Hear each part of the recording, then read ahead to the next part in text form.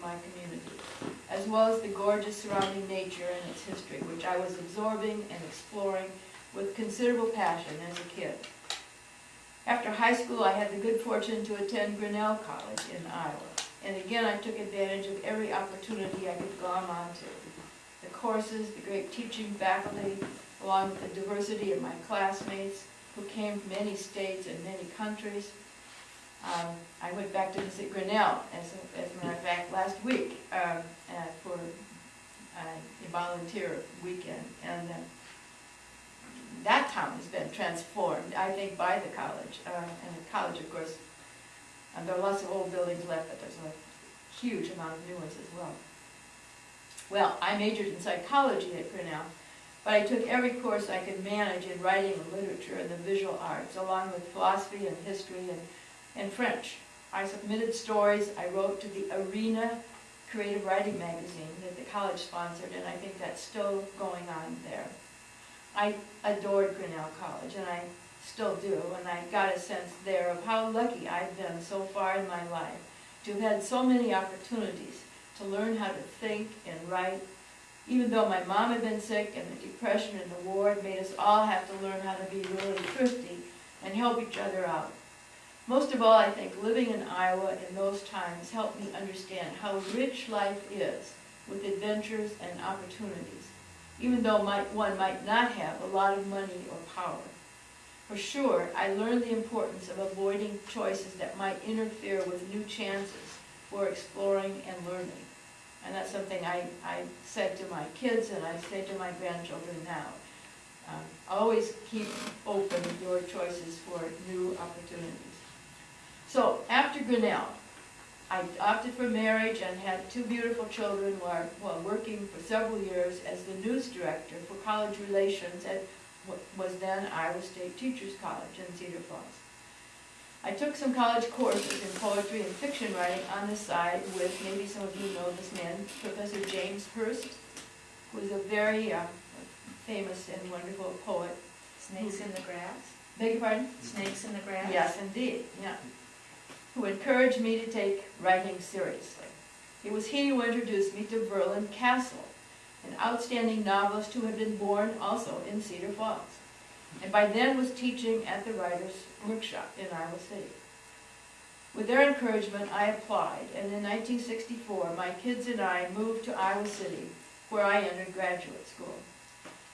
Writing was still pulling me where it seemed I needed to go, into the humanities, the dynamic processes of human experience, thought, and expression as they are revealed in stories and novels. As Mr. Castle famously said, writing is a way of coming to terms with the world and oneself. The whole spirit of writing is to overcome narrowness and fear by giving order, measure, and significance to the flux of experience constantly dinning into our lives. And of course, I landed right in the middle of some of the country's best writers, both faculty and students, who are central to my Vonnegut memoir. Mr. Castle, who wrote a splendid nonfiction book called Writing Fiction, in addition to many novels, was an extraordinary teacher about the nature of the story and its form. He helped me understand the profound intimacy of how the life choices and language of characters can shape the richness of any work of literature. Richard Yates, with whom I also studied, was not that kind of teacher, but his first novel, Revolutionary Road, was runner-up at that time for the American Book Award. And it was also the brilliant runner-up, that was in 1962, for that award, as well as, some of you may have seen last year, an adaptation of that book as a film, as a movie.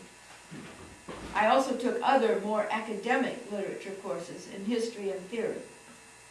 And for groceries, I worked half-time for the University News Service, interviewing faculty, authors, and professors about their programs, which conveniently gave me a second liberal arts education. Come on in. If we know you were coming, we would have waited. No, we wouldn't. Just getting to the best part.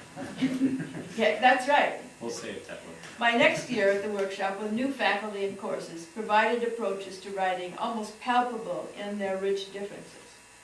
My fiction writing teacher who replaced Berlin Castle was Kurt Vonnegut, whom neither I nor any of my fellow students had heard of, let alone read. But if Castle believed the proper goal of fiction was, quote, at any time to go as gently, deeply, savagely as possible into life as life really is, Kurt Vonnegut believed a story could reveal life's realities as the absurd accidents and bizarre contradictions they often really are. One of his goals was to create novels whose characters can survive painful paradox with the power of naive audacity or even clownish whimsy. This was something he knew about very well, since his experience of the Great Depression was a lot different from mine.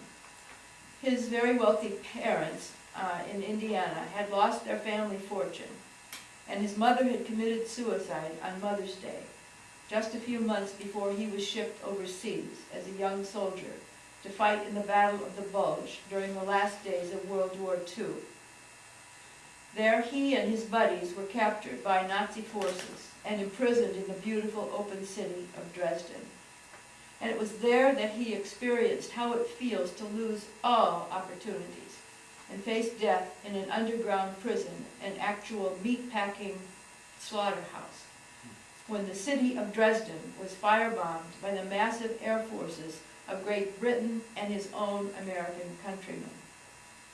Kurt Vonnegut and his fellow prisoners were among the few survivors of those firebombs. And it's one heck of a way, I think, to learn about paradox, that you get bombed by your own people in a slaughterhouse, and you're the only ones walking away when most of Dresden he helped to bury as a prisoner. While some writers believe fiction carries us to the heart of experience as only language can, Vonnegut believed the heart of experience was often shaped by ignorance, if not absurd or insane cruelty, and therefore should be taken as lightly as possible with language of comic avoidance or playfulness. Both approaches seemed true and insightful to me, and I felt they provided a useful richness of choices and understanding, unlike anything I had understood before. Unlike Castle, who would go deeply into the pain of life, Vonnegut would avoid it as best he could with comedy and satire. They both came from rather dramatically different paths, and I think that had a lot to do with it, but I was intrigued by his mind. It was a wealth of insight that took me some time to incorporate into my own thinking, let alone my writing. In fact, it's still a challenge even now. I can never write like Vonnegut. But because I was deeply involved as a single mom, and as well as a public relations writer and a student of fiction writing, I found myself questioning how and whether writing is actually capable of overcoming the cultural narrowness and political differences I increasingly observed in a shrinking world. Is it really possible to give measure and significance to the complex flux of experience invading our lives? To me, it was a moral life question as well as an artistic one. And now, 40-some years later, I still find it's a major moral question. I've been lucky enough to have experienced life's richness and complexity with more delight than loathing. I taught fiction writing and humanities and literature courses for 30 years at the University of Northern Iowa after I finished my graduate degree at the University of Iowa. I've been able to travel the world, and I've met a wealth of interesting and complex people. I studied and visited firsthand the art and artifacts of the earliest upright walking humans we know about, who frequented the caves of France and decorated its walls with their drawings and paintings some 30,000 years ago. I had the distinct and honored pleasure to be able to go into Lascaux Cave as one of the few visitors that are allowed in there once every month. Those people 30,000 years ago were making stories and pictures about what life meant to them on the walls of their caves. We've been at this task for a long time.